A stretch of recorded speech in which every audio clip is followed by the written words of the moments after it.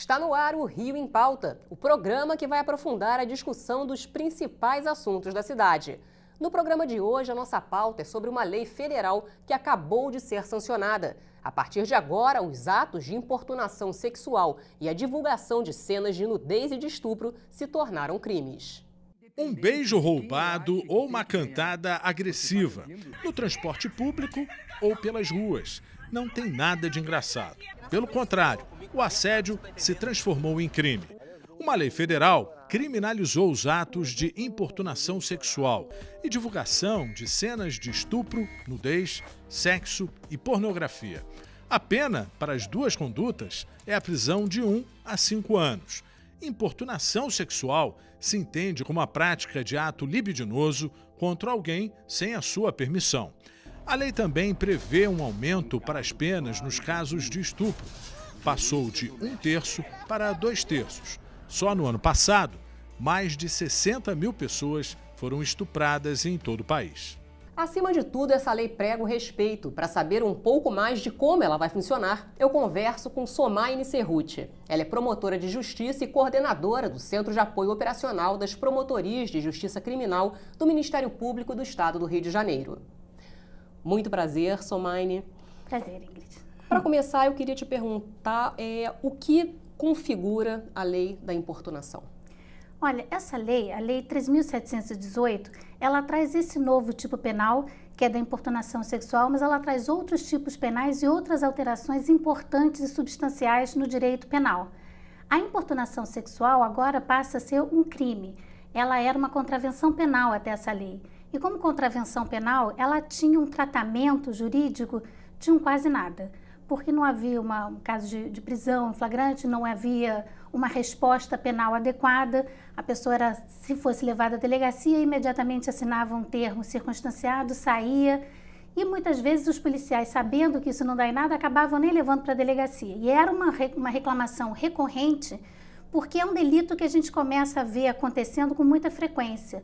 Um caso de São Paulo, que foi o que chamou a atenção da mídia, a mulher estava andando numa composição, eu não me lembro se era um metrô, se era um trem, quando ela sentiu que o homem ejaculou no seu pescoço. Então a gente pode dizer que esse episódio motivou a criação dessa lei, já que teve uma repercussão muito grande nas mídias? Eu acho que a repercussão que esse caso teve acabou levando à revisão da postura legal nesse sentido e trouxe o que antes era uma contravenção penal, agora passou a ser um crime.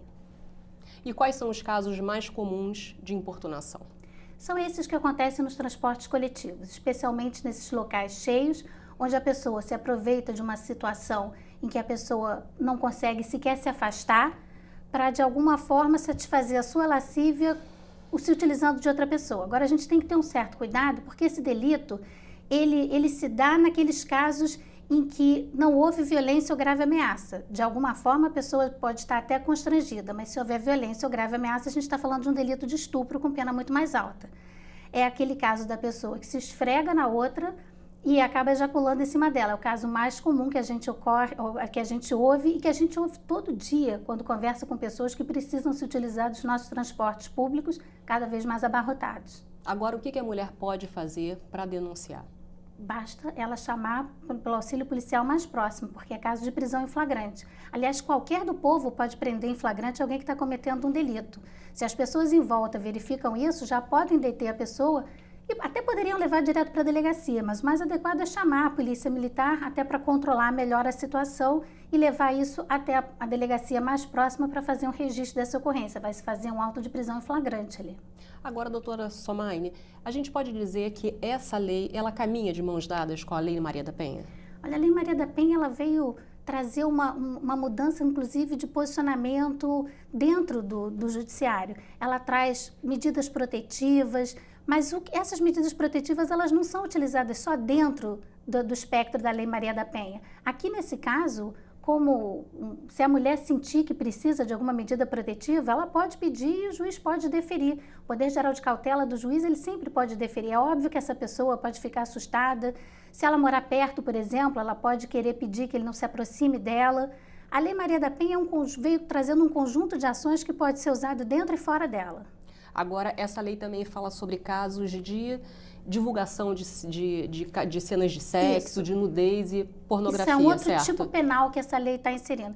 Essa lei traz algumas variações, traz 2 tipos penais. Esse, que a gente falou, da importunação sexual, e traz o tipo de divulgação de cena de estupro ou cena de estupro de vulnerável e de cena de sexo ou pornografia. Na verdade, num tipo penal só, são 2 situações diferentes.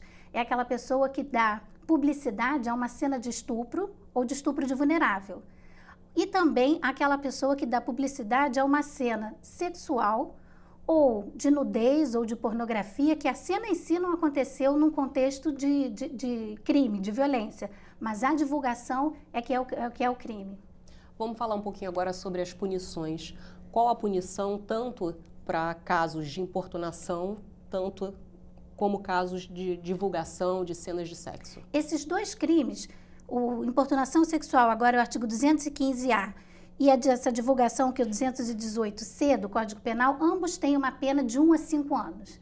Pena de 1 a 5 anos são delitos que a gente diz de médio potencial ofensivo, porque cabe uma suspensão condicional do processo para qualquer crime que comece com pena de 1 ano.